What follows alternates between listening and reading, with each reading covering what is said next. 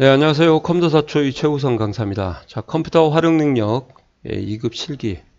자, 우리가 기본 함수 숫자에 관련된 함수를 좀 제가 정리를 해드렸어요. 개론이라고 해서 좀 빠르게 정리를 해드렸는데 이제 본격적으로 연습을 좀 해보시라고 이렇게 보충 숫자 함수 2를 한번 실어봤습니다. 자, 국어, 영어, 수학 점수가 있는데 총점의 합을 구하라. 그러시면 이제 연산식으로 하지 말고요. 썸을 이용해 가지고 범위를 쫙 드래그 하시면 이렇게 되는 거죠. 물론 이걸 타자를 쳐도 되고요. 가로 닫고 엔터를 치고 나머지는 이제 채우기 핸들로 쭉 그어주시면 되고요. 평균은 이제 average라는 함수를 써서 범위를 잡고 가로 닫고 채우기 핸들을 이렇게 해주시면 되겠습니다. 나누기 3 하시면 안 되죠. average는 자체가 전체 합을 나누기 3을 하고 물론 이 총점을 이용해 가지고 나누기 3을 해도 결과는 똑같지만요. 지금은 따로따로 한다는 개념을 가지고 공부를 하시면 될 것 같아요. 자, 그 다음에 여기 같은 경우는 과목 총점이라고 되어 있는데 과목 총점 같은 경우는 이것도 썸은 썸이에요. 근데 개인의 합이 아니고 과목에 대한 합이기 때문에 이렇게 해주고 채우기 핸들을 옆으로 해주시면 이렇게 자동적으로 B가 C로 바뀌고 C가 D로 바뀌는 그런 것이 바로 상대참조가 범위에도 적용이 된다. 그렇게 이해하시면 되겠습니다. 마찬가지로 에버리지도 과목 평균을 구하시는 거죠. 여기에 이렇게 잡아주시면 가로 닫고 나머지는 채우기 핸들로 이렇게 해주시면 되겠습니다. 최대값은 max라는 함수를 써가지고요. 여기서 이렇게 잡아주시면은 최대. 최소값은 min이죠.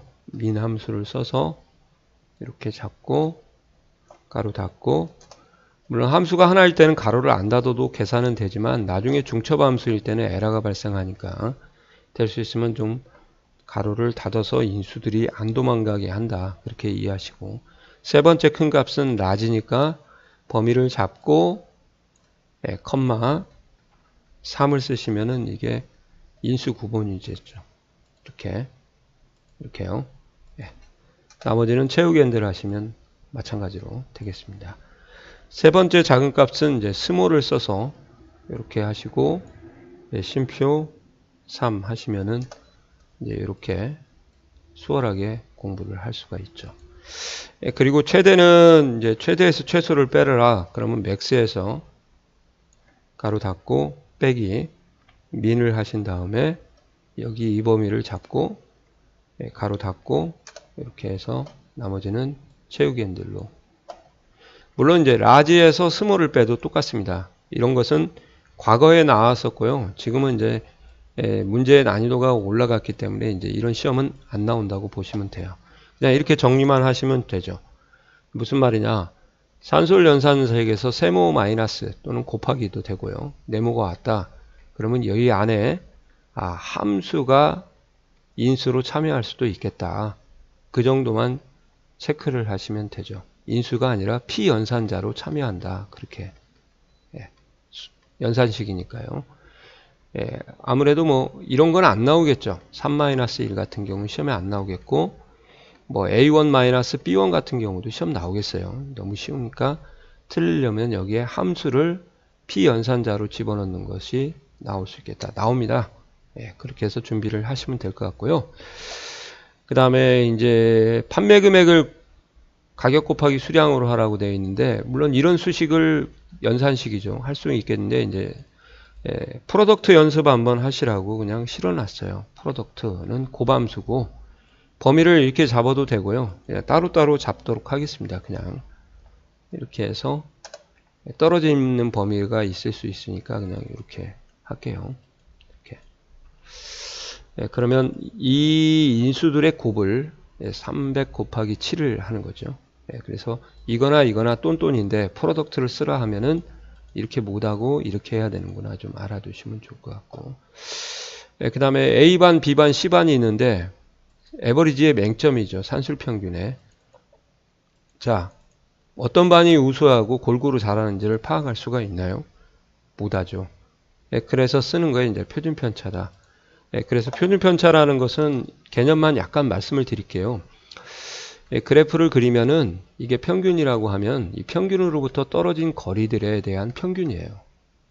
그러니까 이 표준 편차 값이 크면 클수록 떨어지는 범위가 넓어지는 거고, 표준 편차가 작으면 작을수록 평균에 근접하게, 그러니까 산포도가 작다 또는 산포도가 높다, 그런 표현을 하는 겁니다. 그래서 표준 편차가 작다 그러면 아이들이 골고루 자라는 반이구나, 우수반이죠. 그러면 똑같은 평균 에버리지인데, 근데 여기 같은 경우는 이제 뭐가 되냐, 반의 편차가 좀 심하구나. 잘하는 애는 잘하고 못하는 애는 못하고, 그럴 거죠. 산술 평균 에버리지라고 좀 써드려야 될 것 같아요. 그래야. 그 다음에 분산은 말 그대로 분산 값인데 그냥 이렇게 계산해도 됩니다. 즉 곱하기 표준 편차가, 그러니까 표준 편차가 작았을 때 분산을 활용하는 거다. 이렇게 뭐 값만 집어넣으면 되지만 이제 그런 의미 정도는 좀 알고 공부를 하자. 이해가 중요한 게 아니라 이렇게 활용한다는 거고, 계산할 줄만 있으면 돼요. 실기는. 아시겠어요? 이해가 가시죠? 그 다음에 두 번째는 이제 중앙값에 대해서 설명을 좀 드려볼게요. 중앙값은 홀수계가 나오면 쉽게 계산을 합니다. 그래서 이렇게 원리를 한번 이렇게 계산하는 거고, 우리는 미디엄만 구하시면 돼요. 그게 어려운 점이 없을 겁니다. 차례대로 나열해서 3, 4, 5, 7, 9. 그러면 중앙값이 5죠.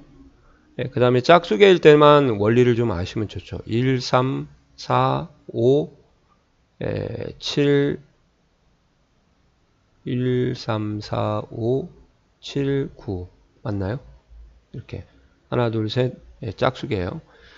그러면 짝수가 나오면 중앙값이 없죠. 그래서 임의의 중앙값 전후의 값의 평균을 구하는 겁니다. 아시겠어요? 그래서 9 나누기 2에서 4.5가 나누니까 필기하실 분들은 조금만 좀 챙겨 놓으시면 좋을 것 같습니다. 실기는 그냥 범위만 집어넣으면 알아서 나오니까 고민하지 마시고요. 그리고 이건 조심해라고 하는 건데, 속도가 가장 빠른 값이다 그러면, 아니 나는 아무리 함수를 해도 속도가 빠른 함수는 안 배웠는데, 속도가 가장 빠르다 이 말은 시간의 양이 가장 적은 거죠.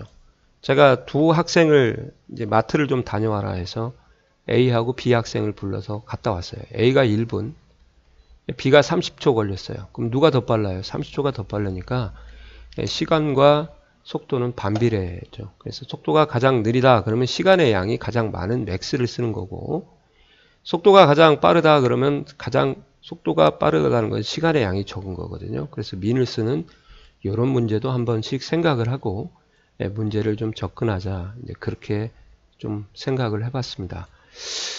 자, 1차적으로 보충 숫자 함수는 이 정도 끝내고요. 이제 어렵다는 함수로 좀 가서 문제를 해결해 드리도록 하겠습니다. 이해 가시죠? 예, 수고하셨습니다.